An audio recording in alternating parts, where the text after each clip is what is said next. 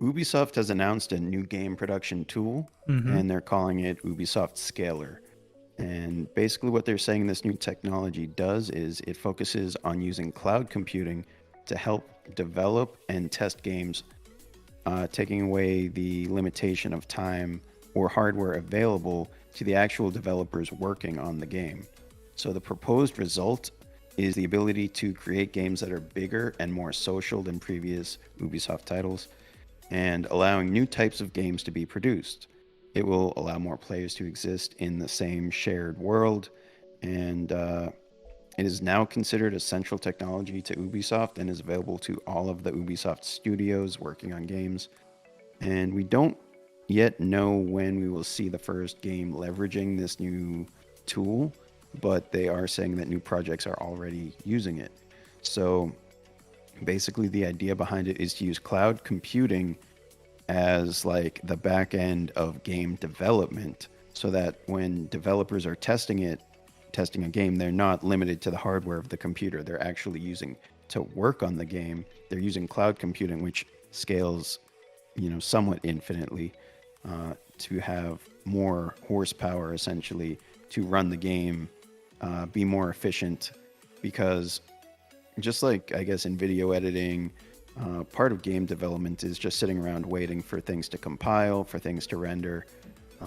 So by Encode. having by having cloud computing be a part of game development, then that process not only becomes more efficient and less time consuming, but it creates this ability to have these open worlds be just infinitely larger than what a computer can process. They use cloud computing for these worlds that no computer could essentially process on its own. So what that's going to allow for is, I guess, games with these giant worlds that are being processed by cloud computers while they're still running the rendering and all that stuff on their local devices. So it should be interesting. I mean, we've seen they're saying this will allow for like more social interactions because there'll be more players in a single world. We've pretty much seen that capped around what, like 64 players before. I mean and I feel like They, that's reaching. yeah, they were able to, depending on the type of game, they're able to make it even higher nowadays, like Yeah. hundreds. I But mean, I know that it's not a direct.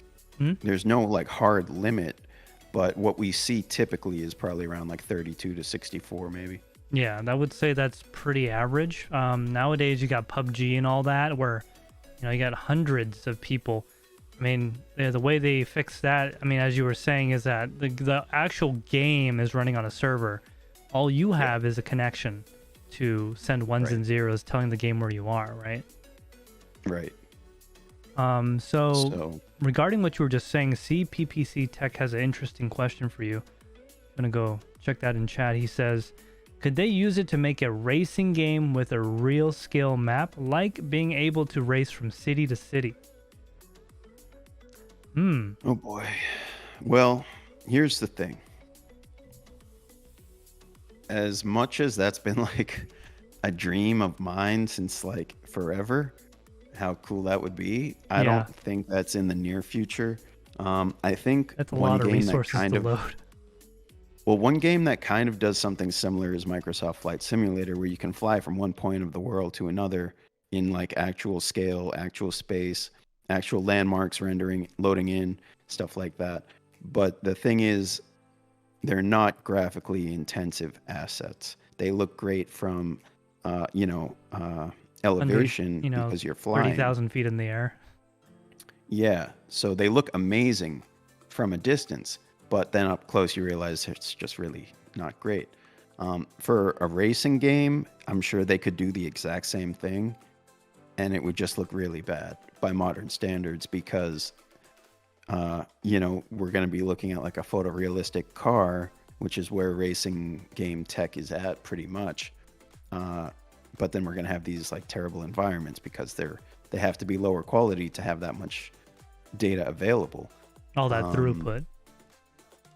yeah, so I think racing games will be kept to making existing tracks more available, like having a bigger library of actual racetracks.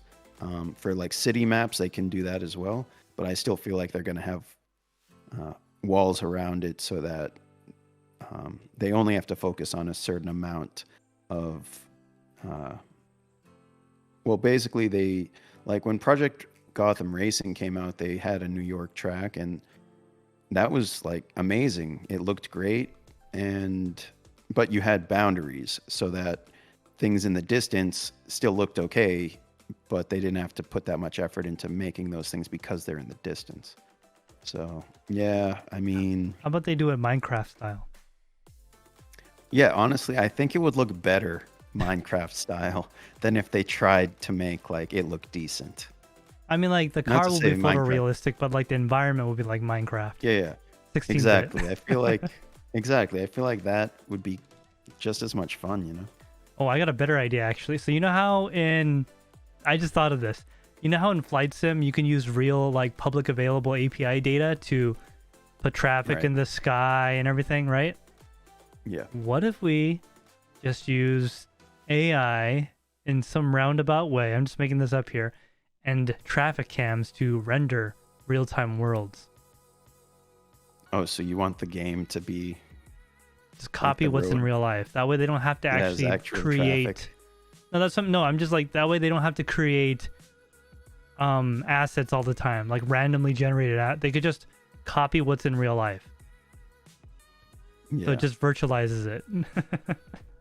Yeah, I honestly, Flight Sim was made heavily with AI assistance, and I think that would be a necessary component of making a game like that in the future. Yeah, just have There's like no way that like game studios are going to have the resources to have all of those decisions made by a person. no, or a single computer for that matter. It's gonna have to be data input response. There's no Right. way. Not when you're flying at 600 miles an hour or whatever it is, 300 miles an hour. Yeah.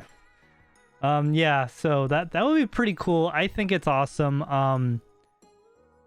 I hope that this is a good way to go and it doesn't become like another way to get into our pockets, because now potentially there's going to be no offline option at all for all games. If that was the case, you would have to be Well, connected to some kind of network to get that data. to be clear, part of this is exclusively just for development, making games with cloud computing strictly from a development standpoint, and that it won't affect gameplay. You know, it might be a single player game anyway, but they're using cloud computing just to have more power available to the dev. So not necessarily going to be cloud. It's not like game streaming. It's more like what would a game developer do if they had an infinitely powerful computer rather than a Threadripper and a 3090 to work with. I mean, when it comes down to it, though, it's not necessarily the hardware, but it's the game developer's talent, right? So Oh, absolutely, yeah, absolutely. I just think the mean like hard- if you took the best game developer. yeah. So if you paired the hardware with the personnel, I think it could be amazing.